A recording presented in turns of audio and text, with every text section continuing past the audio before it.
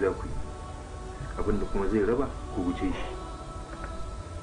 Don haka lalle ya kamata ku sani cewa kai kamar da yake kai ne babba, ka gama makaranta kuma da irin tarbiyyar da ne maka, na tabbatar in na baka rikon wasu daga cikin harkoki na san za ka iya rike su. Shikenan abu insha Allah.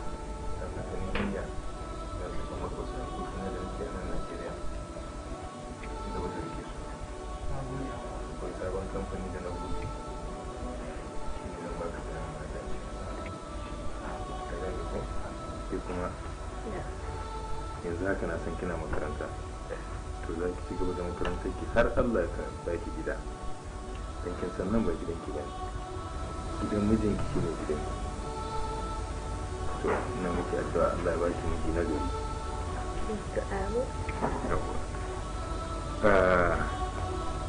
Da gobe na so in yi tafiya, to amma yau wani sako ya zo ya kasance lalle ya kamata in tafiya. Abba sai na kama kada ina dawowa ba.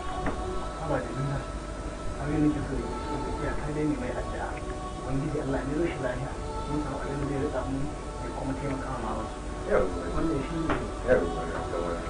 Allah ya saka dama. To ni zan je ofis. Shikenan. Na Allah dawo ya yi abuwa. sai ki haka da mun kayana. Ko? Allah shi ya yi abuwa. Amin. Ka biyo mu abu mai kyau. Me kike so? Abu ne da zai dace. Na san abin da zan so. Sai ka dawo. Jamila, mun yau ne shi cikin ɗaki. Ina son in yi karatu.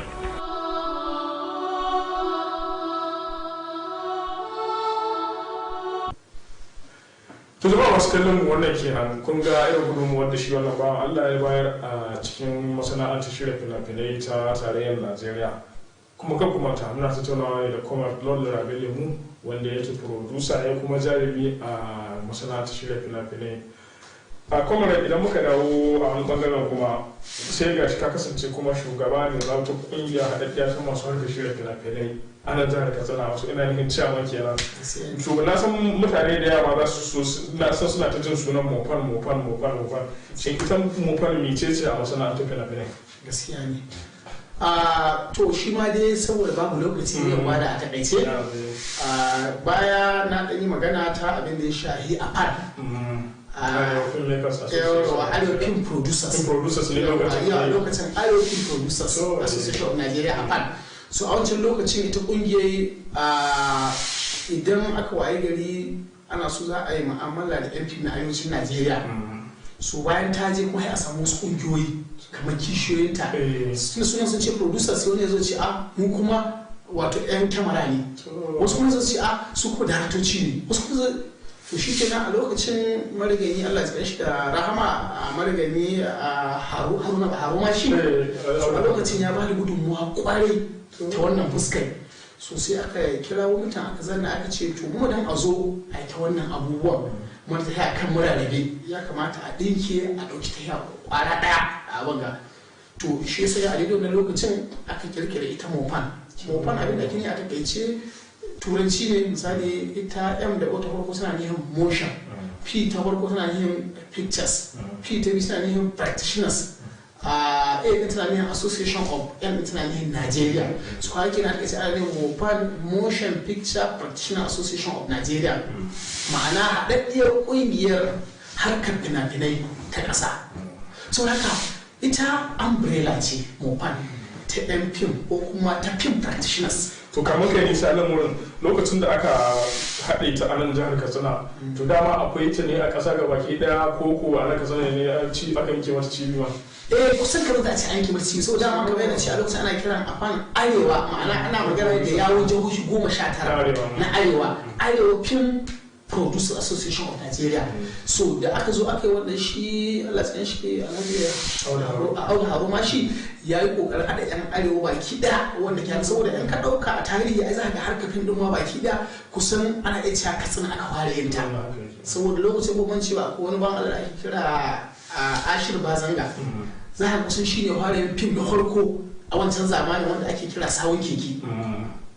ka gani to harkar baki ɗaya kaza take kawai dai yanayi ne na rashin goyon ba da ba a samu sai kasance wasu bangarori na arewacin Najeriya sun karɓa harkar amma asalin harkar ita Katsina aka ware ita so lokacin aka zo aka dunkule aka wannan abin ga ɗaya in kai producer ne kana cikin mobile in kai director ne kana ciki in film maker ne kana ciki in mawaki ne kana ciki in makeup ne kana ciki in kai mai ɗaukar hoto ne ko mene ne kai saboda umbrella ce kowa na ƙarƙashin ta to tana da rassa tana da girs ko department wannan producer ne wannan director ne wannan artist ne wannan mawaki ne wannan mai ɗaukar kyamara wannan mai yin kwalliya ne wannan mai rarraba da distributor ne ga shi nan dai kowa amma na ƙarƙashin ta to ita ce uwa baki ɗaya so kaji a takaice abin da ya bada abin ga dama aka ce to ya kamata mu dace kan muri da saboda dai in muka tayi muna tayar da mangan da wanda ba amma an ce muka zama tsinci a wurin kiɗa so za a yi kallon ku daraja da mutunci kuma yake ne ya ce to a dunkule to sai mu yake ne sai aka yi ta mufan sai zama duk wani gills to yana da rashin mufan ko kai film maker ne ko kai producer ne ko kai artist ne ko kai director ne ko lyricist ne kai ko kai script writer ne ko mene ne kai kana da rashin mufan to ana iya cewa sauran kungiyoyi ma kenan ita ce uwa duka gaba ke da duka kowace kungiya ita tana da magana ne da yawon fim to karkashin mufan take mufan ita ce uwa karkashin mufan ake so wannan shi saboda ita kanta bata tabbata mufan ba sai da aka mata rijista da gwamnatin tarayya ma'ana da corporate affairs commission kuma an yi wannan ne tun shekara ta 2004 so aka mata rijista da ya zama legally yawa to dan ya zama legally ake gudanar da al'amuranta wanda shi ne a tafiya to idan muka dawo ta bangaren ka zamu iya cewa da irin tafiye-tafiye ne ko kuma wannan garuruwa ne ko kasashe ka samu halarta wanda wannan harka ta fi tafiya to gaskiya ba zan ce na yi wasu tahitiliya ba na ban kasar nan ba saboda ita harkar fim din nan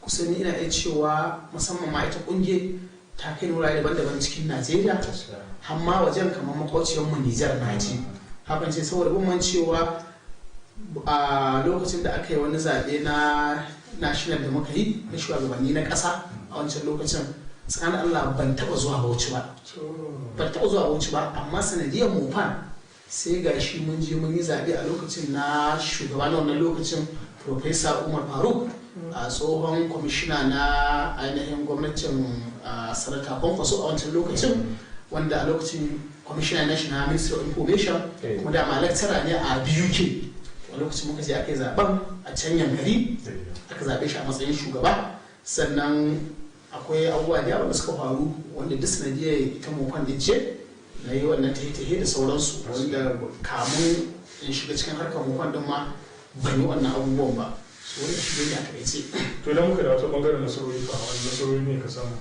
to akwai nasarori ba ɗan kaɗan ba nasarori su ne na farko ko ba komi ita mufan din nan a da a Katsina ba ta samu karɓuwa ko ba ta zanna ba da gindin da ya kamata ba daga sadda na samu shugabanci a matsayina na ciyaman na ita mufan a Katsina na yi kokarin cewa ko ba komi ya zama cewa an samu wato an yi updated da membership na mutanen yawa saboda a lokacin kamar dai tarwatsaki babu wata structure misali sannan bangaren abin da ya sha shugabanci ma na yi kokari daga cewa an samu shugabanci na kowane girs abin da ya kama daga abin da ya shafi artist girs abin da ya shafi producers girs director girs duka skill writers cinematographers duk aka yi masu shugabanci bakin gwargwado lokacin ba mu da wani ofis ta kamaimai na mufan na iya abin da zan yi domin mu ga cewa an samu ofis hatta account ba mu da account a wancan lokacin amma officially yanzu muna da account wanda muke running din shi da sunan ita kungiyar mu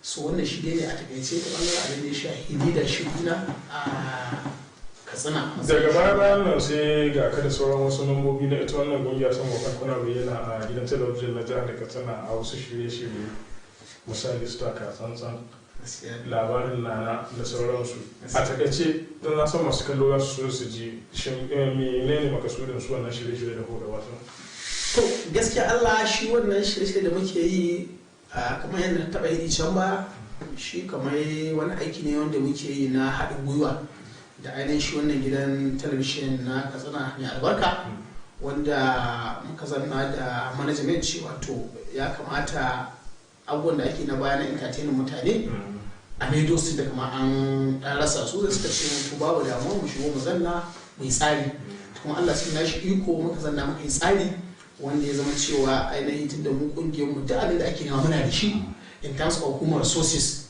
so muna da shi so amma dai problem ɗin shine abin da ya shahi airtime na rika gwada abin da kuma kama dan logistic haka ko abin da ya shahi mobility so gidan talabishin ne yi mun alkawari ya ce duk abin da ya shahi kayan aiki equipment zai bada mobility zai bada amma mu zama mun bada human resources to kuma Allah cikin nashi ikon da abin da ya shahi artist ne abin da ya shahi su producers din mu abin da ya shahi directocin mu abin da duka kiru baki ɗaya da cast ne muka zanna mutum aka yi da cewa za a yi wannan haɗin gwiwa wanda shi ne ya sanya don mu rika tattalin mutanen mu rika ilmantar da su mu rika waya masa da kai kan abubuwan da ke a banga so wannan aiki da gama yi haɗin gwiwa ne da gidan talabishin din da ake wannan hirar da ni yanzu kuma kyauta ne muke wannan aiki magana Allah bismillah sai dai kawai abin da sani shine akwai wasu mutane waɗanda suke shigowa ciki suna tallafa mana especially wasu daga cikin 'yan kasuwanmu wanda zan so in ambata su ko ba da kuma ba dai in ƙara musu ƙwarin gwiwa da kuma wanda suke gehe wanda ba su shigo su masu taimaka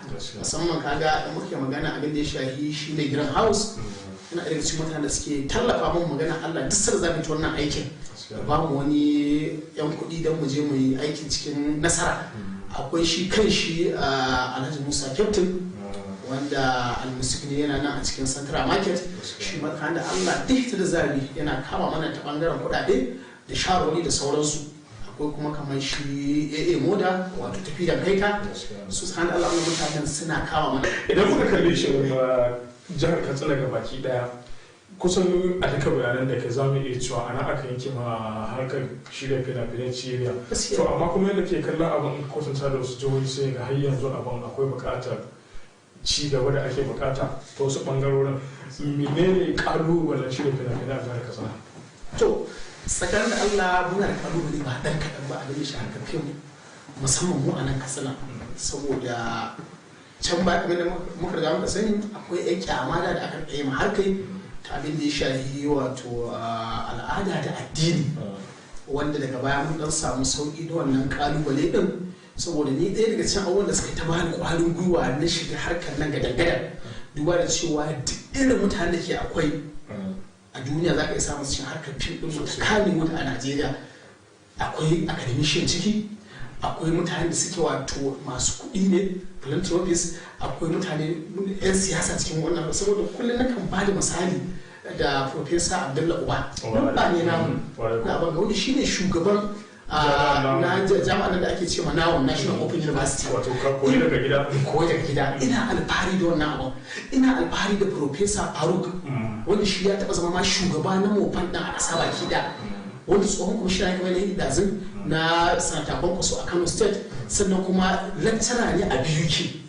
saboda ina kallon wannan manyan mutanen na kan ji ƙwarin gwiwa tsayawa in wannan harkar na san yadda ka ɗauki abu haka yake wurin ka in ka bashi ma'ana mai kyau zai tafi ma'ana in ka bashi ta banza zai ta yi haka nan so ka tsina canji na muke fama tsakanin da Allah bai yi na finance ba ma'ana rashin tallafi ba financial support duk mutanen da ake tunani mara su a mofan duk mutane ke muna da 'yan jarida cikin mofan muna da ma'aikatan gwamnati cikin mofan muna da 'yan siyasa cikin mofan kaga kenan kowane irin mutane ake da bukata wanda ake sun cancanta muna da masu digiri na farko muna da masu digiri na biyu muna da masu digiri na uku a mufan su kaga kowane mutane ake bukata muna da su suna iya ɗaukar sa a mana SA mu ma aikace mu zama sun zo mu da sauki turu wannan SA namu na film SA film amma dai muna ganin ko zo mai kasa a gwiwa ba tunda akwai sauran lokaci da cewa a cikin tema ta farko ta biyan mata fara tafiya ko yanzu ya yarda ya mana akwai wanda da cikin mu a matsayin SA muna ganin Allah da abubuwa za su iya gyaruwa ta hannun SA ɗin wannan shi ne dai kiran da zai yi da kuma kalubalen da muke fuskanta gaskiya a haka. To cewa suke wakwana da masu kallon mu kuma. To jama'a na gode kwarai ina godiya Allah saka mu kowa da alkhairin sa mu huta lafiya. Sosai kuma lokacin insha Allah na gode kwarai na. Jama'a masu kallon mu kamar yadda na faɗa a cikin shirin. Chairman Kwamar Lolo Rabe muke nan muka tattauna da shi shugaban kungiyar masu shirya fina-finai ta jihar Katsina kuma shi ma mai shirya fina-finan ne a cikin wannan shiri na jarumai kuma anan muka zo karshen wannan tattaunawa da shi sai dai za ku yi turo sakonninku da suka shafi wannan shiri ta lamba sihili 8 sihili 64 5 sihili 8 5 4 wato 0 6450-0854 ko kuma rubuto takarda kai tsaye zuwa sashen da ke gabatar da shirye-shirye na gidan talabijin na jihar Katsina filin jarumai. Da wannan ne nake cewa madadin dole taimaka shirin ya zo gare ku da kuma shi caman da ya samu halartar shirin nake cewa kasance da mu wani satin domin ganin mu dauke da wani sabon shirin na jarumai. Musa lafiya. Na waye gari cikin neman amsar tambaya ina yunkura zan tafi babu zato sai in tsaya kamar ba lafiya so yayi mini mamaya so aljannar duniya ko farodin duniya ba zato ya mamaye zuciya na tambaya ni ma yau na tabbatar so ta makarba ko yake ba zato ke darsuwa sai ka ji zuciya ta rike duka jiki na yumbari na yi zufa har na jike idaniya duba take dan nemo a gina kake duk nisan tafiya ne ya alkawari kai zarge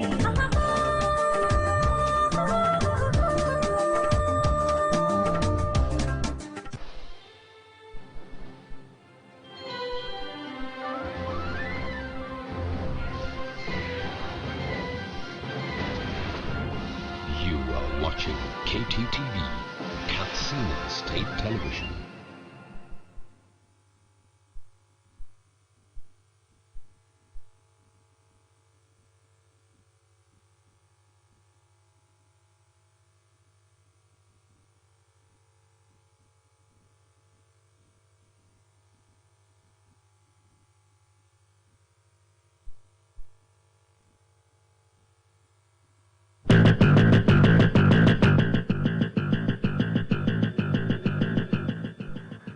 On the news tonight, Secretary to Government of Katsina State calls for more praise of peace, stability. Katsina-based business outlet commend KTTB for educating, enlightening public. KTTB chapter of NUJ solicits stakeholders' support to move union forward.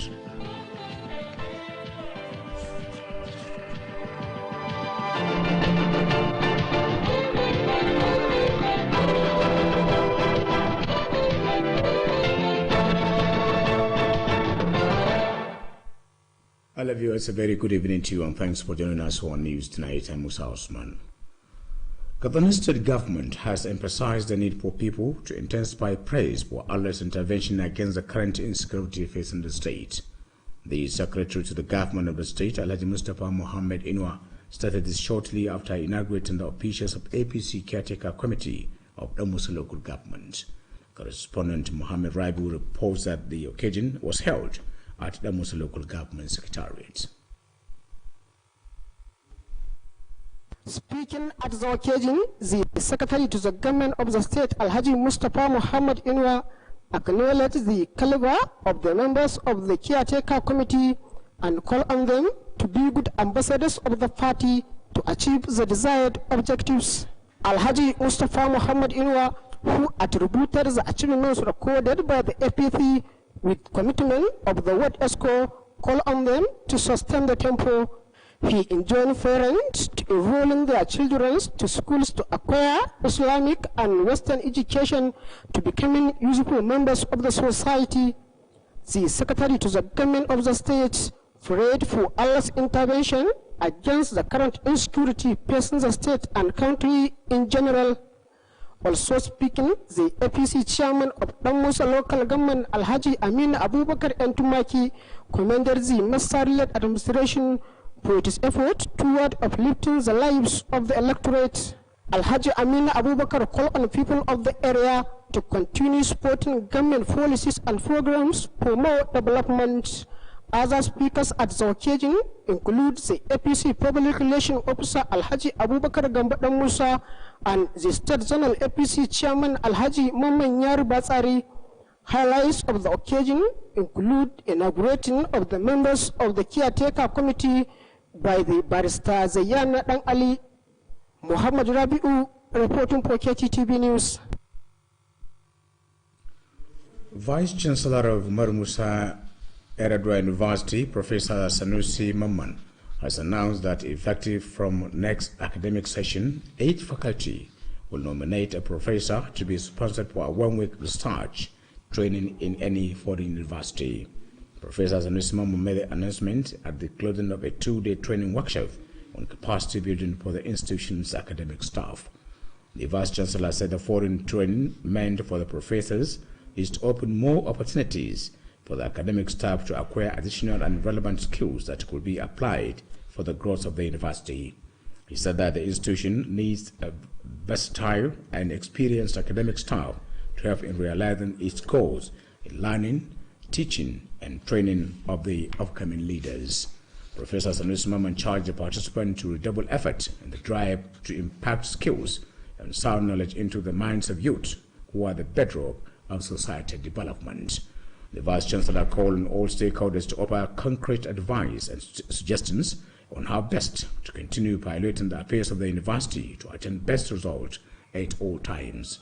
He also announced that a computer-based test examination for the university's undergraduate students will be phased out soon. The idea is to give room for encouraging writing skills in the minds of the student for the acceleration of their proficiency in English language, as well as the ability for self-expression in the official language. Professor Sanusi Mamman commended Governor Aminu Bello Masari for the full support to the university. KTTV Chapel of the Nigerian Union of Journalists has acknowledged the contribution of Greenhouse towards providing employment opportunities among the teeming youth in the state.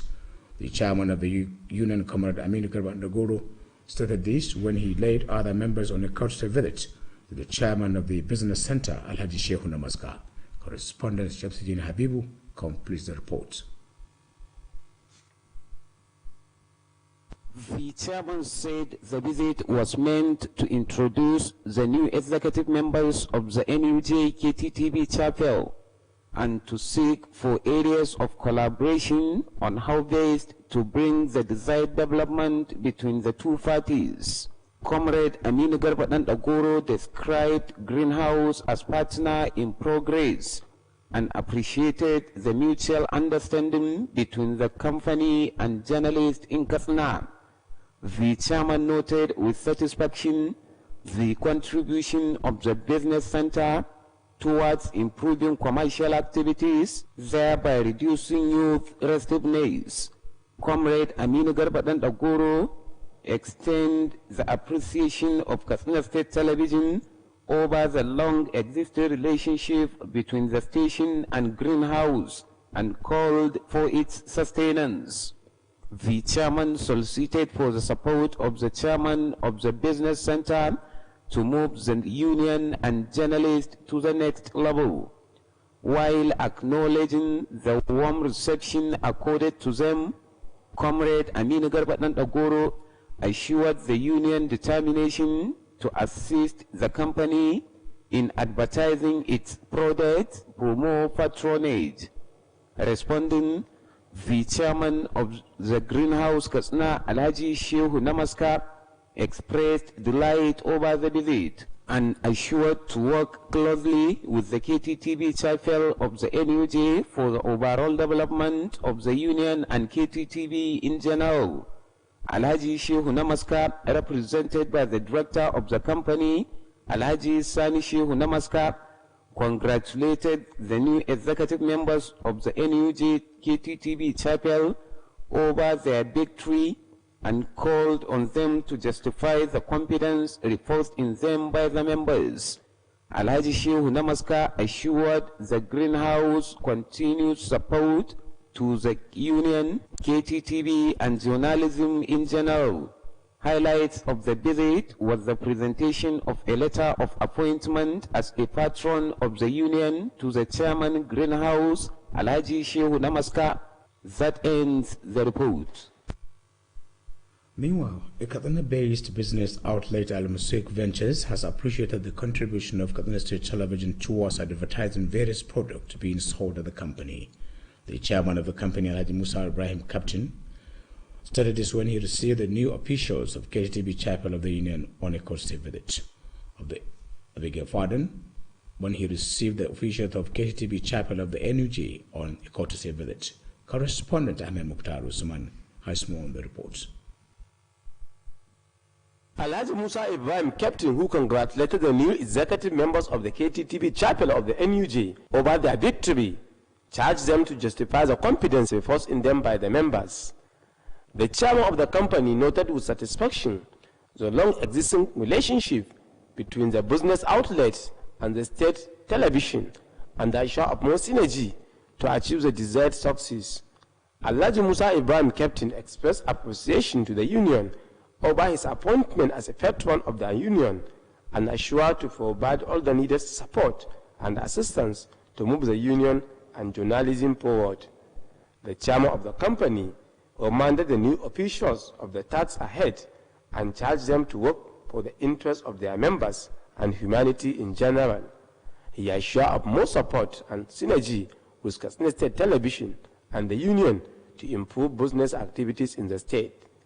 Earlier, the chairman of KTTB chapel of the NUJ Comrade Aminu Garba and Agoro said the visit was meant to introduce the new officials of the union and solicit for more support and cooperation from the business outlets.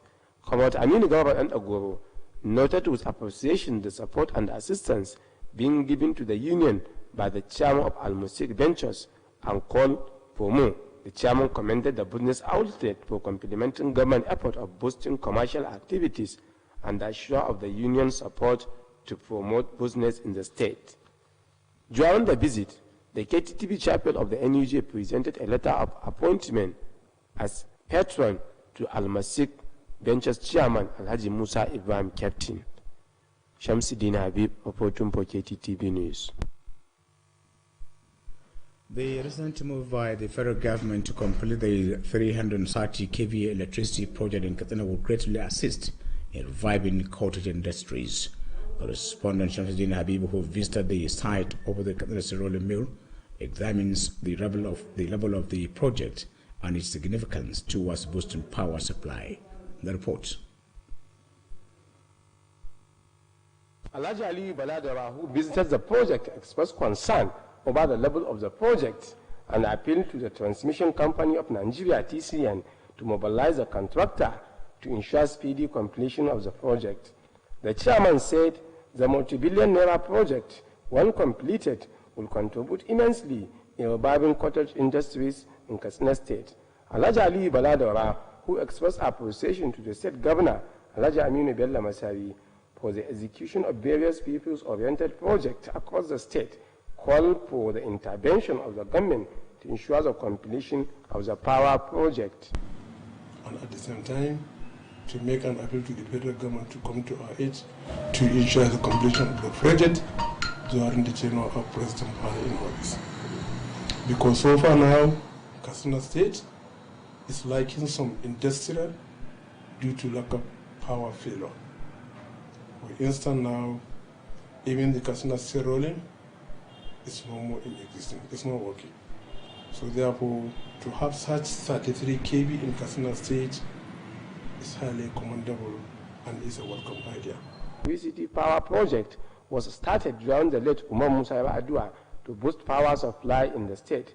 The project is intended to supply electricity from Kainji to Katsina State as part of efforts to address the power problem. Since then, the project has been abandoned by the previous administrations until during the current state administration of President Muhammadu Buhari. The multi-billion naira project, when completed, will greatly assist in reviving industries, thereby improving the socio-economic well-being of people in the state. This is in addition to providing employment opportunities among the teeming youth.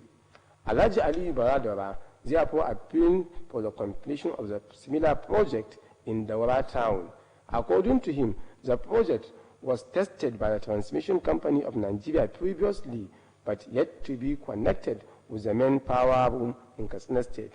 He expressed concern over the dangers of the direct connection of the power source and called for the support of the relevant stakeholders to ensure the completion of the project. Shamsuddin Habib, reporting for KTTV News. The Senate Public Account Committee has upheld the 2015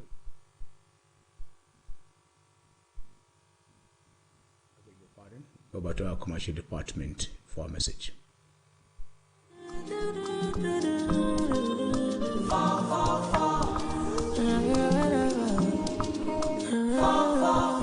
You fit to do anything with the number. Everything is in no long thing with 444. No, they scatter your brain with plenty numbers. I beg you, ja, daddy number 444. Ọ̀rẹ́ mi máa lọ fọ́, ó jẹ́ sáré lọ 444. Mo ní máa fọ́, máa lọ gọ̀. Control code is in your hand.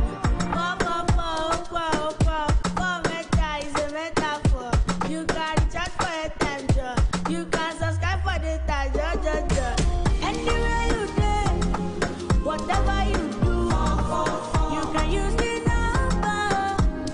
Oh, yo,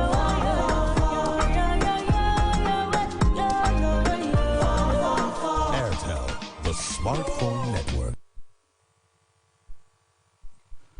The Senate Public Account Committee has upheld the 2015 query raised against the Nigerian Maritime Administration and Safety Agency NIMASA over payment of 8.6 billion naira for unexecuted contracts. The panel upheld the query of the Auditor General of the Federation against NIMASA after the agency failed to appear before the committee after a series of investigate invitations without response. The chairman of the committee, Senator Matthew, said since the agency had failed to appear, the committee had no other option than to sustain the query of the Auditor General on the agency. The 2015 Auditor General's report said a sum of 8.6 billion naira was paid to a contractor for store organization audit and inventory management system, but a physical audit verification of the store showed that the job was not carried out. As asset was billions of naira could not be effectively located to the purpose of the contract. All Girls Association of Unity College Gibia class of 2008 has held a meeting with the colon members to redouble efforts towards the development of their alma mater. The meeting held at the assembly hall of the school was attended by the graduates from across the state.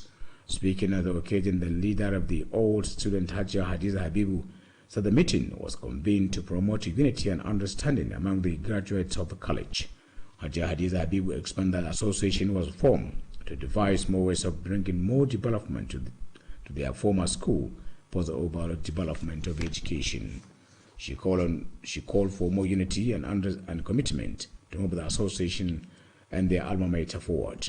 The principal of the school, Hajia Hawa Al-Lami, commended the association for organizing the meeting and their efforts toward the development of the college. Hajia Hawa Al-Lami called on members of the association to be visiting the school with a view to finding out the problems affecting teaching and learning for possible intervention. Other speakers of the occasion include Malam Hamisu, Malam Abduruma, and Malama Hafsat. The National Population Commission (NPC) has launched the 2020 Nigerian Education Data Survey. A federal commissioner of the NPC, Dr. Malik Mohammed Durungwa, while speaking at the lunch in Kaduna, noted that the survey will be a veritable tool for rampaging the education sector through informed policy decisions. He said the data generated will also help in reducing the number of out-of-school children in the country. He noted that the survey was carried out in 9,711 enumeration areas in the focus states and 458 enumeration areas in non-focus states. He further noted that 39,028 households were selected and interviewed in the focus state, while 1,832 selected households were interviewed in the non-focus state, making a total of 40,676 in both rural and urban areas across the country. The National Emergency Management Agency (NEMA) has distributed relief materials to 3,663 households affected by a flood in 13 local government areas of Zamfara State. Items distributed include building materials, foodstuff, mattresses, and clothes. Speaking at the distribution exercise in Gusau, the state capital NEMA's Director General Air Vice Marshal Alhaji Mohammed retired, said the gesture was to caution the effect of the losses suffered by the flood victims. He said NEMA would sustain public enlightenment and sensitization to encourage people to stop building or living along the floodplains and waterways. Alhaji Mohammed, who was represented by the head of Relief and Rehabilitation Unit, Sokoto Office, Usman Al-Aziz, said the agency is focusing on shifting from only giving relief to victims of disaster to more proactive in preparedness, prevention, and mitigation of flood disasters to minimize damage level. And with that, you conclude news tonight from our news desk. Thanks for watching and stay tuned.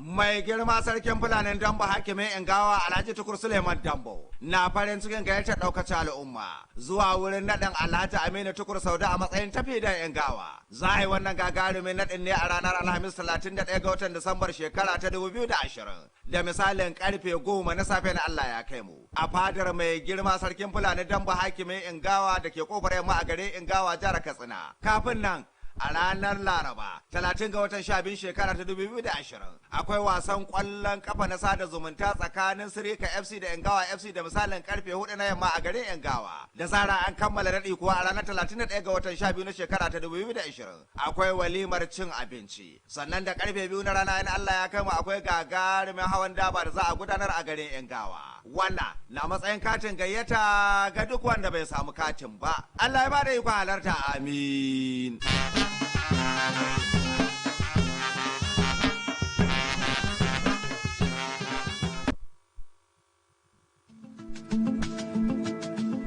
Silicon Heights International College is an ideal automated school system designed for nursery, primary and secondary school with the aim of increasing efficiency and promoting ICT image. Silicon Heights International College, Katsina, is a center of academic excellence. It offers your children a conducive atmosphere for learning. The college has highly educated and experienced teachers with modern teaching aids in order to provide a veritable e-learning platform to our youths with a vision of developing functional digital skills through computer-based tests, PC tablets. The nursery and primary sections will not be using smart boards for classes, but will be having an interactive classroom session where they will be introduced to e-learning gradually as they progress to secondary school. Each secondary school student is entitled to a tab. The sale of admission forms into Nursery 1 to 3, Primary 1 to 3, and JSS 1 to 3 is on at the school premises, number 1 to Rakisani Stores Road, Commercial Layout, Gidan Dawa, Katsina. You can contact us at 080-3637-2567 or 090-5395-9983 or 080-3588-8483 or our website address at https:/www.siliconheight.school.ng or our email address at emailinfo@siliconheight.school.ng. Parents and guardians can register online on the above address. kamfani na kowa ku tattaho jama'a Katsinawa. Abokin hudda mai daɗi a Music Ventures na Alhaji Musa Ibrahim Kyaftin da ke kasuwar Santara nan Katsina. Kwararru a harkar kayan masarufi, kayan abinci da lemukan alfarma kala-kala, shinkafa, siga, fulawa, madara ta ruwa da ta gari, spaghetti, indomie, garin rogo, biskit, ganyen shayi, sabulai na wanka da na wanki da sauran nau'in kayan abinci. A Music Ventures na ƙara godiya ga abokan hudda musamman ma'aikatan federal gamma, ma'aikatan jiha da na ƙananan hukumomi da daidaikun al'umma. A Music Ventures suna karɓar takardar kuɗin sefa ko riyal ta Saudiya kai tsaye ko kai masu transfer ta wayarka idan kai sayayyar kaya ko ka biya ta hanyar POS ko kai tsaye a kira 0800-33-46-84-06. A Music Ventures har yanzu za a same su a babban ɗakin aje kayan su wato warehouse da ke tsohuwar 'yan katako nan Katsina a titi mai zuwa Koron Dorowa idan ka fito daga gidan bandan Tunkura a sabon unguwar nan Greenhouse Katsina cibiyar kasuwanci mai tafiya daidai da zamani. An kawo atamfofi manya da ƙanana ga lesussuka da material akwai kuma shadda trouser ga bangaren jukkuna da takalma na mata da na maza, akwatunan turoli, kayan yara 'yan kanti, takalman mata manya da ƙanana, akwai kuma dogayen riguna na mata 'yan kwalisa, akwai shagon waya salula da kayanta, nau'in wayoyin android da masu malatsai na zamani, ga kuma bangaren kayan ɗinki, sayan ɗaya ko sari, nau'in zalurruka da zubzub, akwai kuma zaren ulu da mata masu aikin saka. Mu leƙa bangaren kayan kicin za ku ga kuloli da plate da duk wani nau'in kayan kicin ana saidawa. Akwai bangaren awarwaro 'yan kunna da sarka, ga kuma bangaren kayan kamshi nau'i kala-kala. Greenhouse Katsina sun kuma kawo kayan electronics, za ku samu manya da ƙananan fridge ga kuma TV plasma generators da fankoki masu ɗaukar caji. Greenhouse Katsina suna nan a titin IBB daura da tsohuwar information daga tsallaken yamma a nan birnin Katsina.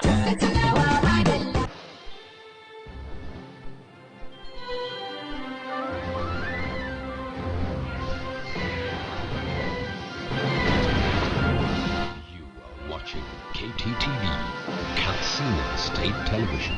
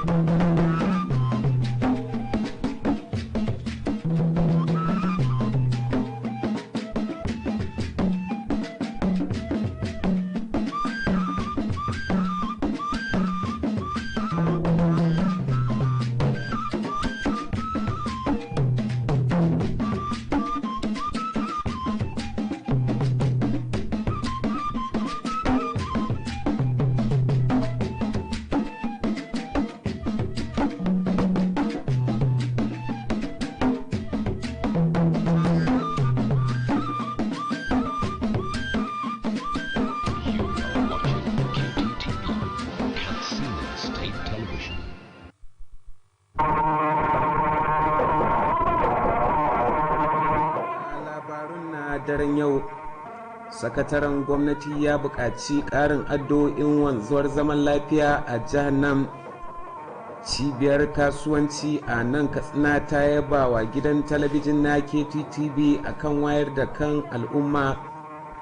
Ƙungiyar 'yan jarida ta ƙasa reshen gidan talabijin ta roƙi goyon baya don samun ci gaban ƙungiyar.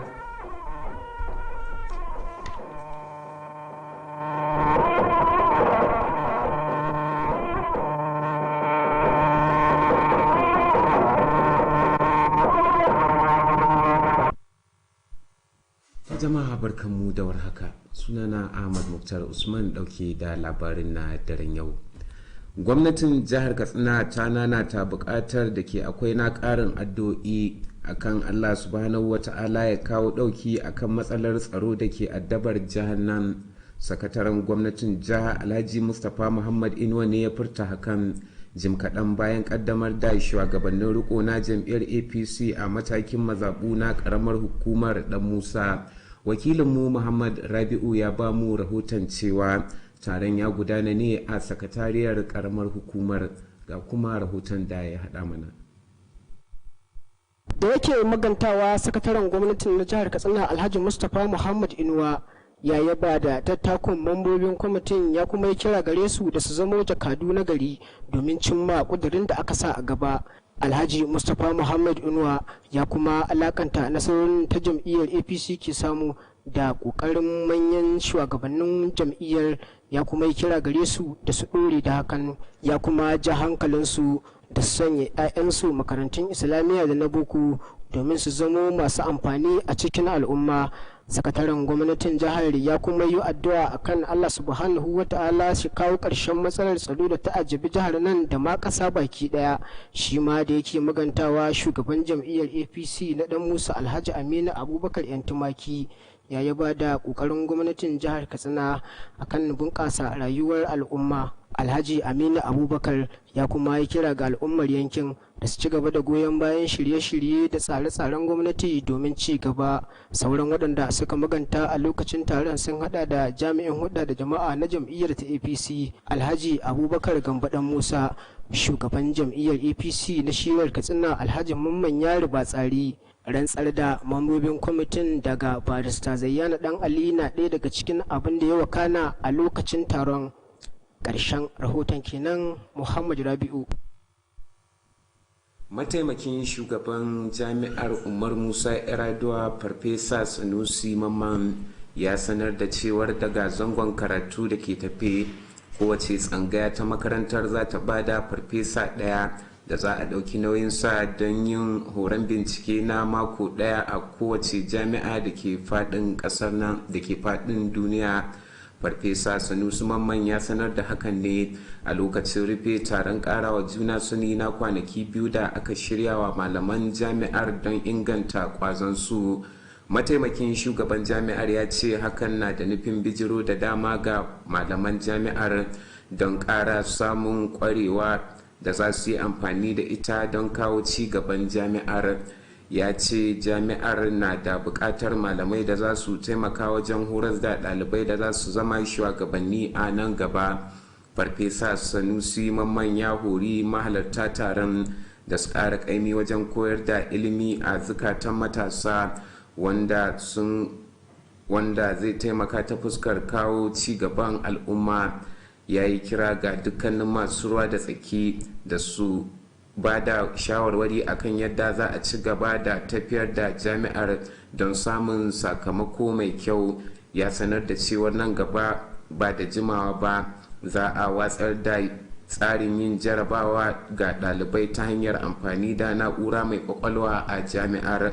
Hakan kauna da nufin bayar da kafa wajen inganta rubutu a zukatan ɗaliban don bunƙasa yaren turanci da gabatar da kansu a cikin harshen na turanci yadda ya kamata.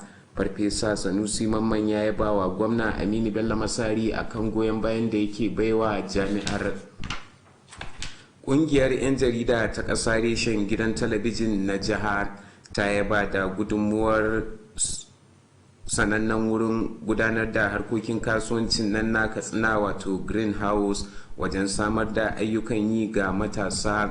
Shugaban kungiyar Comrade Aminu Garba dan Dagora ne ya furta hakan a lokacin da ya jagoranci sauran jami'an kungiyar inda suka kai ziyara ga shugaban kamfanin Alhaji Shehu na Maska. Ga kuma ci gaba rahoton daga ɗakin mu na shirya labaru.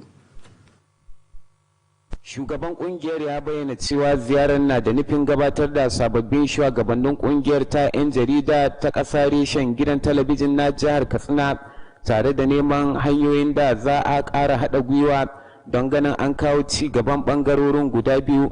Comrade Aminu Garba ɗan Dagoro ya bayyana kamfanin na Greenhouse a matsayin aminin ci gaba, sai ya ba da irin kyakkyawar dangantaka da take tsakanin kamfanin da kuma 'yan jarida a Katsina. Shugaban ya kuma bayyana gamsuwa akan gudunmuwar wannan kamfani ta fuskar bunƙasa harkokin kasuwanci a jihar nan, musamman ma akan batun da ya shafi rage zaman kashe wando a tsakanin matasa. Comrade Aminu Garba ɗan Dagoro ya kuma miƙa godiyar gidan talabijin na jihar Katsina akan kyakkyawar dangantaka da take tsakanin shi da kamfanin na Greenhouse, sai roƙon ɗorewar hakan. Shugaban ya kuma yi roƙon ƙarin goyon baya daga ɓangaren shugaban wannan kamfani domin kawo ci gaban ƙungiyar ta 'yan jarida. A sa'ilin da yake yabawa akan kyakkyawar tarba da aka yi masu, Comrade Aminu Garba ɗan Dagoro ya sha alwashin cewa ƙungiyar za ta ci gaba da taimakawa kamfanin ta fuskar tallata hajar shi domin ƙara samun aminan hudda. Da yake mai da jawabi, shugaban kamfanin na Greenhouse Katsina Alhaji Shehu na Maska ya bayyana jin daɗi akan wannan ziyara, sai ya sha alwashin yin aiki kafaɗa da kafaɗa da reshen ƙungiyar ta gidan talabijin ta jihar Katsina domin kawo ci gabanta da kuma gidan talabijin baki ɗaya. Alhaji Shehu na Maska, wanda daraktan kamfanin Alhaji Sani Shehu na Maska ya wakilta, ya taya sababbin shugabannin ƙungiyar murna akan zaben su da aka yi kwanan nan, sai kira a gare su akan sai aiki tukuru wajen sauke nauyin da mambobin kungiyar suka dora masu. Alhaji Shehu na Maska ya lashe takobin cewa kamfanin na Greenhouse Katsina zai ci gaba da bayar da goyon baya domin kawo ci gaban kungiyar da gidan talabijin da kuma aikin jarida baki daya. Sauran abubuwan da suka wakana a wajen wannan ziyara sun hada da gabatar da takardar naɗi a matsayin uban kungiya ga shugaban kamfanin na Greenhouse Alhaji Shehu na Maska. Ƙarshen rahoton kenan. Sanannen wurin kasuwancin nan a nan Katsina wato Al-Music Ventures ya yi bada gudunmuwar gidan talabijin na jihar Katsina ta fuskar tallata hajojin kamfanin. Shugaban kamfanin Alhaji Musa Ibrahim Captain ne ya furta hakan a lokacin da ya karbi bakuncin shugabannin kungiyar 'yan jarida ta ƙasa reshen gidan talabijin na jiha, in ji wakilin mu Shamsuddin Habib. Alhaji Musa Ibrahim Captain ya taya sababbin shugabannin kungiyar na 'yan jarida reshen gidan talabijin na jihar Katsina mauna bisa ga zaɓar su da aka yi su jagoranci wannan kungiya, inda ya kira gare su da su ba ma kunya akan wannan dama da 'yan kungiyar suka ba su. Shugaban wannan kamfani nuna gamsuwa bisa ga yin kyakkyawar dangantaka da ke tsakanin wannan kamfani na Almusik da kuma gidan talabijin na jihar Katsina, inda ya ba da tabbacin yin aiki kafaɗa da kafaɗa da wannan kungiya ta 'yan jarida domin ci da kamfanin da ma kungiya a gaba. Alhaji Musa Ibrahim Captain ya nuna gamsuwa bisa ga irin kokari na 'ya'yan wannan kungiya da kuma wannan mukami da suka bashi ya kasance ɗaya daga cikin shugabanni da kuma iyaye na wannan kungiya, inda ba da tabbacin ba su dukkanin goyon baya da haɗin kan da ake bukata domin ci da kungiyar da kuma harkar aikin jarida a gaba a nan jihar Katsina. Shugaban wannan kamfani ya tunatar da sababbin shugabannin kungiyar ta 'yan jarida a 'yan kalubale da ke a kansu, inda ya kira gare su da kaudashi su saka tsoron Allah da kuma tabbatar da kawo ci gaba a tsakanin mambobin wannan kungiya da ma al'umma baki daya. Ya ba da tabbacin yin aiki kafada da kafada da gidan talabijin na jihar Katsina da kuma wannan kungiya ta 'yan jarida domin bunƙasa harkokin kasuwanci. Tun da farko shugaban kungiyar ta 'yan jarida ta ƙasa reshen gidan talabijin na jihar Katsina Comrade Aminu Garba ɗan Dagoro ya bayyana cewa wannan ziyara na manufar gabatar da sababbin shugabannin wannan kungiya tare da neman ƙarin goyon baya da haɗin kai da tallafi na wannan kamfani na Almusik. Comrade Aminu Garba ɗan Dagoro yana gamsuwa bisa ga yin tallafi da kuma goyon bayan da wannan kamfani na Almusik yake ba wannan kungiya ta 'yan jarida reshen gidan talabijin na jihar Katsina, inda ya kira ƙarin goyon baya da haɗin kai domin samun nasara. Shugaban kungiyar ta 'yan jarida ya kuma gode ma wannan kamfani na almusik bisa ga tallafa ma kokarin gwamnati wajen bunƙasa harkokin kasuwanci, inda ba da tabbacin wannan kungiya ta 'yan jarida na ci gaba da ba wannan kamfani dukkanin goyon baya domin samun nasara da gudanar da harkokin kasuwancin shi. A lokacin wannan ziyara kungiyar ta 'yan jarida a reshen gidan talabijin na jihar Katsina ya gabatar da takarda ga shugaban wannan kamfani na almusik Alhaji Musa Ibrahim Captain ya kasance ɗaya daga cikin iyaye na wannan kungiya. Karshen rahoton kenan Shamsuddin Habib. ƙudurin da gwamnatin tarayya ta yi na kammala aikin wutar lantarki mai ƙarfin kba 330 a katsina zai taimaka matuƙa gaya ta fuskar farfado da cigaban masana'antu a jihar nan. Wakilin mu Shamsuddin Habib da ya ziyarci wurin aikin da ke tsallaken kamfanin sarrafa ƙarafa na katsina ya yi dubi akan yanayin da aikin ke ciki da muhimmancin sa ga bunƙasa samar da wutar lantarki a jihar nan, ga kuma ci gaban rahoton nashi. Alhaji Aliyu Bala da wanda ya ziyarci inda ake gudanar da wannan aiki na wuta a nan cikin Katsina ya nuna damuwa bisa ga yadda wannan aiki ya tsaya, inda ya kira ga kamfanin da ke kula da hada wutar lantarki na ƙasa da ya tabbatar da ya jawo 'yan kwangila domin ci gaba da gudanar da wannan aiki domin kammala shi.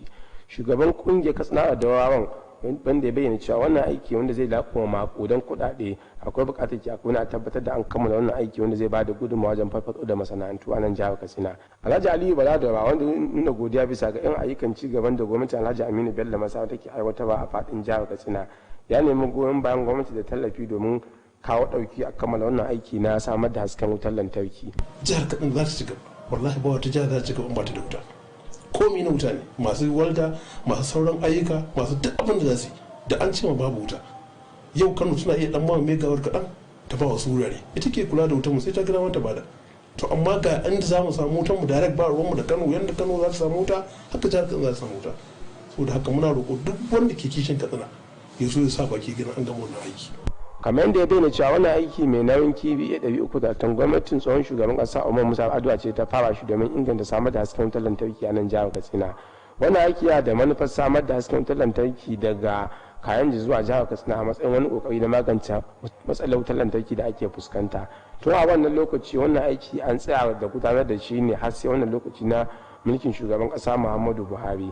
Kamar yadda ya bayyana cewa wannan aiki na miliyoyi idan aka kammala shi zai taimaka gaya wajen farfaɗo da kananan masana'antu da hakan zai bunƙasa tattalin arziki na al'ummar jihar nan. Wannan daɗi ne da kuma samar da ayyukan yi ga ɗimbin matasa idan aka kammala wannan aiki. Alhaji Aliyu Bala Daura sai kira gwamnati da ta kammala irin wannan aiki wanda aka yi a cikin ƙaramar hukumar Daura. Kamar yadda ya bayyana cewa wannan aiki kamfanin da ke gudanar da wannan aiki na gwamnatin tarayya na hasken wutar lantarki ya yi aikin gwaji ne, inda halin da ake ciki yanzu bai kammala wannan aiki ba domin haɗa shi da babban ɗakin da ke samar da hasken wutar lantarki da ke a nan jihar Katsina. Ya nuna damuwa bisa ga irin haɗari da ke tattare da wannan aiki da aka gudana wanda ba a kammala ba, inda ya roƙo ga masu waɗaki da su sanya baki domin tabbatar da an kammala wannan aiki na wuta ya zuwa garin na Daura. Ƙarshen rahoton kenan Shamsuddin Habib. Kwamitin da ke kula da asusun al'umma na majalisar dattawa ta ƙasar nan ya ce an bayar da wata kwangila da ta kai kudi naira biliyan 8 da miliyan 600 da ba a gudanar da ita ba a ƙarƙashin hukumar kula da tashoshin jiragen ruwa ta ƙasa. Hakan dai ya fito ne a rahoton babban mai binciken kudi na ƙasa na shekarar 2015, inda rahoton ya nuna cewar an fitar da kudin ba tare da gudanar da aikin ba. Sai dai har a halin da ake ciki hukumar bata bayyana ba a gaban kwamitin domin kare wannan lamari, kamar yadda shugaban kwamitin sanata Matu ya bayyana. Tsofaffin ɗaliban makarantar 'yan mata ta garin Jibiya 'yan shekarar 2008 sun gudanar da taro tare da yin kira ga mambobin a kan su ƙara ƙaimi wajen kawo ci gaban makarantar. Taron ya gudana ne a ɗakin taro na makarantar, kuma ya samu halartar tsofaffin ɗaliban daga sassa daban-daban na jihar nan. Shugabar ƙungiyar Hajiya Hadiza Habibu ta ce taron na da nufin inganta haɗin kai da fahimtar juna a tsakanin tsofaffin ɗaliban. Hajiya Hadiza Habibu ta ce ƙungiyar an kafa ta don bijiro da hanyoyin kawo ci gaban tsohuwar makarantar tasu da kuma kawo ci gaban ilimi baki ɗaya. ta yi kira akan ƙarin haɗin kai don kawo ci gaban ƙungiyar. Shugabar makarantar Hajiya Hauwa Ɗanlami ta yaba wa ƙungiyar akan shirya wannan taro da kuma irin ƙoƙarin da suke yi na kawo ci gaban makarantar. Hajiya Halima Ɗanlami ta yi kira ga mambobin da su rika ziyartar makarantar akan lokaci-lokaci domin gano matsalolin da take fuskanta da kuma bijiro da hanyoyin da za a kawo ƙarshen matsalolin. Sauran waɗanda suka maganta a lokacin taron sun hada da Malam Hamisu da Malam Abduruma da kuma Malama Hafsat. Hukumar ƙidaya ta ƙasa ta ƙaddamar da ƙididdiga akan ilimi na shekarar 2020 na ƙasar nan. Kwamishina a hukumar Dr. Abdulmalik Muhammad Durunguwa shi ne ya sanar da hakan a lokacin da yake ƙaddamar da wannan ƙididdiga a Kaduna. Ya ce ƙididdigar za ta taimaka wajen bunƙasa ilimi tare da rage yawan yara da ba sa zuwa makaranta a ƙasar nan. Ya ƙara da cewar an gudanar da ƙididdigar ne a al'ummomi 9,711 a jihohin da aka zaɓa. Sai ya ce an zanta da magidanta su 39,028 a wuraren, a yayin da aka zanta da wasu su 1,832 a wuraren da shirin bai gudana ba, wanda hakan ya bada jimillar mutane 40,676 a yankunan birane da kuma karkara na kasar nan. Hukumar bada agajin gaggawa ta ƙasa wato nema ta rarraba kayayyakin rage raɗaɗi ga magidanta 3,663 waɗanda ambaliyar ruwa ta shafa a ƙananan hukumomi 13 na jihar Zamfara. Kayayyakin da aka raba sun hada da kayan abinci da katifu gami da kayan sawa. Da yake magantawa a lokacin raba kayan a Gusau da wanda shine babban birnin jihar ta Zamfara, Darakta Janar na hukumar ABM Muhammad Alhaji Muhammad mai ritaya ya ce tallafin na da nufin rage wasu daga cikin asarar da mutane suka fuskanta. Ya ce hukumar za ta ci gaba da wayar da kan jama'a don ganin an guji gine-gine akan hanyoyin ruwa. Darakta Janar din, wanda daraktan sashen bada agajin gaggawa na ofishin Sokoto Usman Abdulaziz ya wakilta, ya ce hukumar ta karkata akalar bada agaji a zuwa batun da ya shafi wayar da kai don ganin an rage afkuwar ambaliyar ruwa a ƙasar nan. To masu kallon mu da kuma wannan muka kawo ƙarshen fasar labarin na daren yau, sai in ce mu kwana lafiya, Allah ya ba mu alkhairinsa.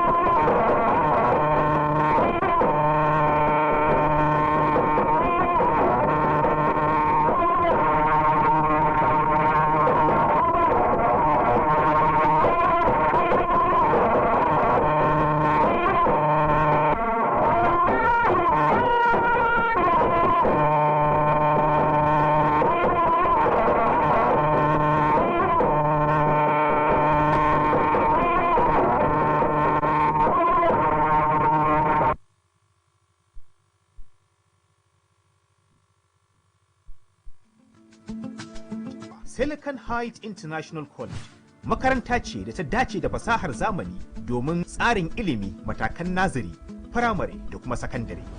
Silicon Heights International College cibiya ce ta ingantaccen ilimi, tana samar da kyakkyawan yanayi na koyo da koyarwa, na da ƙwararrun malamai da kuma kayan koyarwa na zamani domin koyar da yara karatu ta hanyar na'ura mai ƙwaƙwalwa wato kwamfuta, ta yadda za su zama gagarabatau a wannan fanni. Sashen naziri da firamare ba za su rika amfani da allunan na zamani smart boards ba, sai dai za su rika samun horo ne da na'ura mai ƙwaƙwalwa har sai sun shiga sakandare. Kowane ɗalibin sakandare za a bashi na'ura mai ƙwaƙwalwa ta hannu wato tab. Akwai kuma ɗakin gwaje-gwaje domin samun ingantaccen ilimin kimiyya. Ana sayar da fom na shiga matakan aji 1 zuwa 3 na naziri da aji 1 zuwa 3 na firamare da kuma aji 1 zuwa 3 na ƙaramar sakandare. a harabar makarantar da ke lamba 1 titin Turaki Sani Stores Commercial Layout, gidan Dawa, Katsina. Ku kawo 'ya'yanku Silicon Heights International College domin samun ingantaccen ilimi. A tuntuɓe mu a waɗannan lambobi. 0803-3725-5567 ko 0905-395-9983 ko 0800-3588-8483 ko kuma adireshinmu na yanar gizo kamar haka https://www.siliconhide.school.ng ko kuma adireshinmu na email at email.info@siliconhide.school.ng. Iyaye masu bukatar yin rijista kuna iya rijista a shafin yanar gizo a adireshin da muka bayar.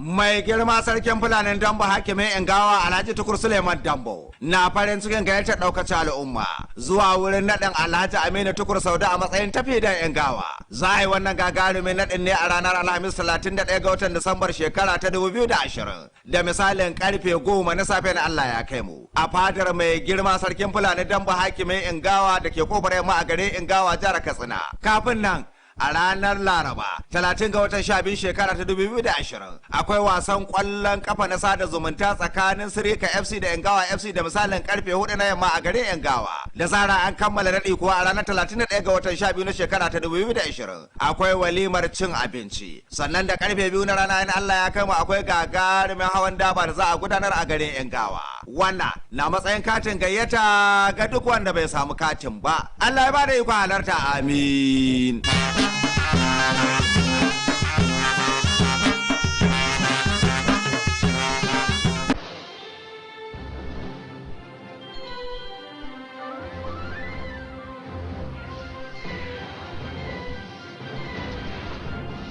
You are watching KTTV, Katsina State Television.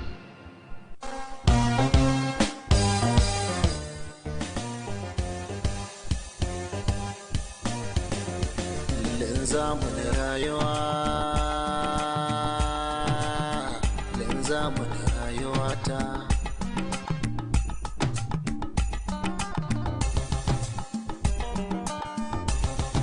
Muhammadu mi fita wani fito hatilin zamun rayuwata.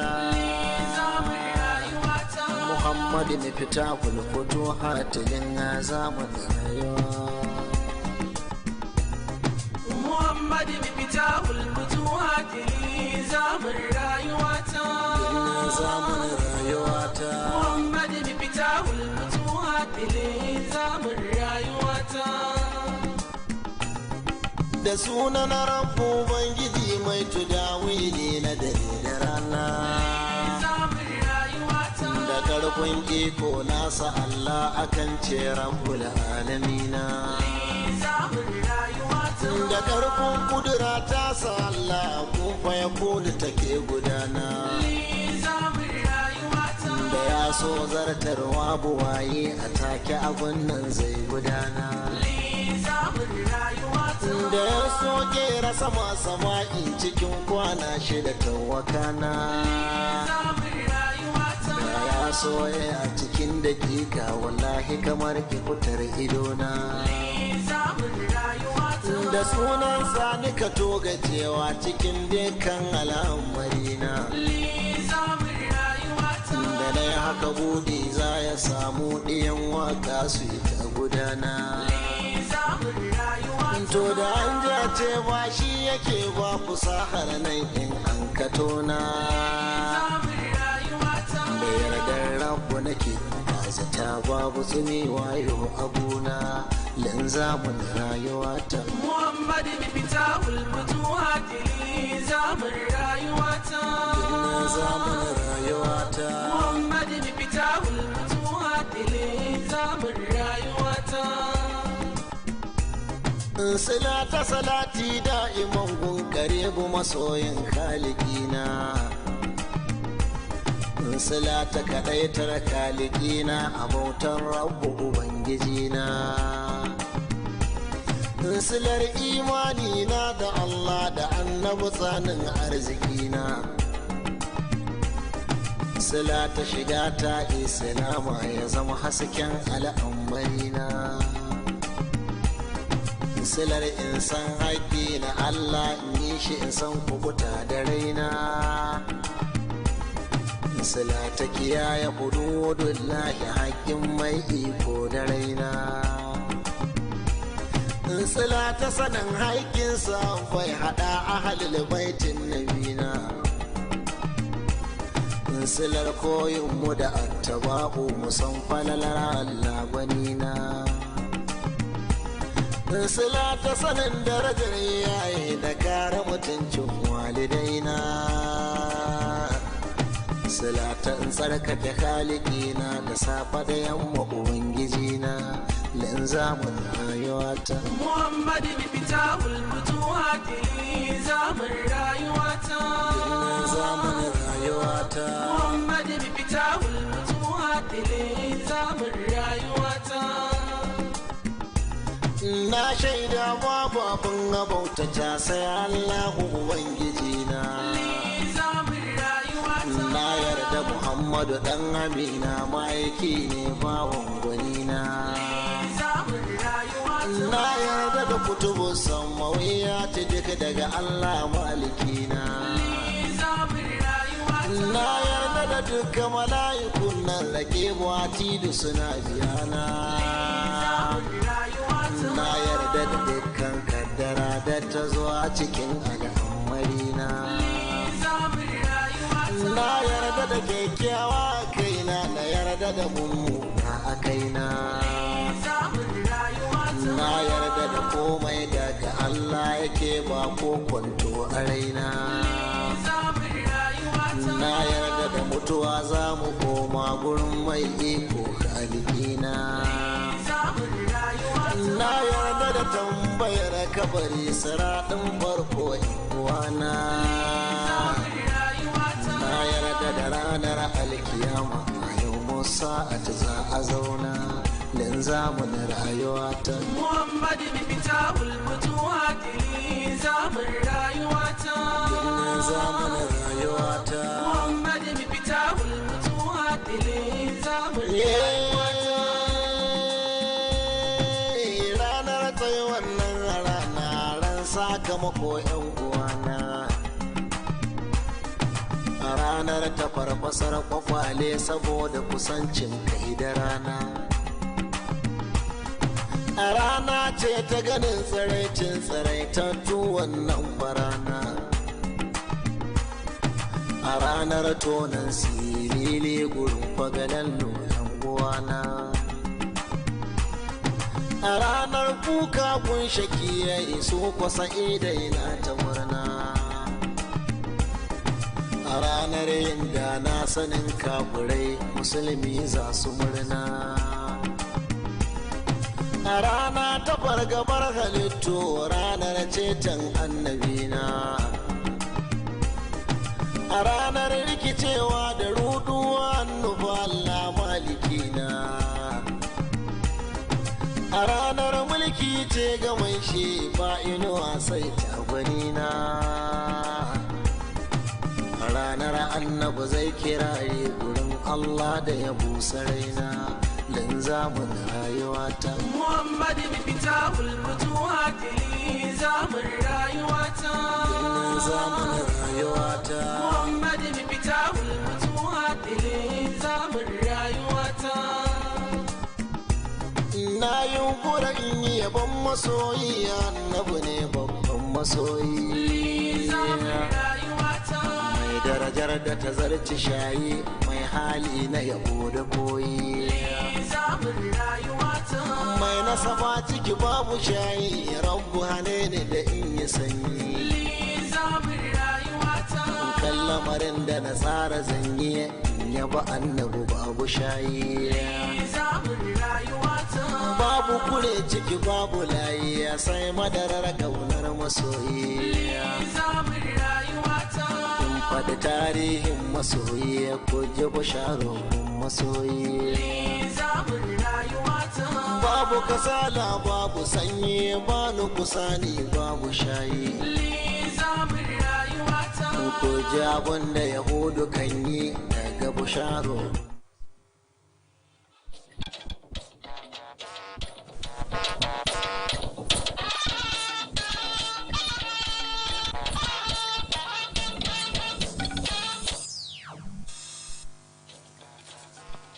Second wave of COVID-19, governments go tough to enforce measures aimed at curbing spread. This is real, so we have to obey. If you don't comply, I have no choice but to shut down the churches. Boost for Nigerian agriculture as researchers develop drought and pest-resistant crops for arid zones of the country. Free tuition and automatic admission for biological children of teachers in their respective schools. We will be working with the police authorities to see how we can fish out the alleged perpetrators. How did the education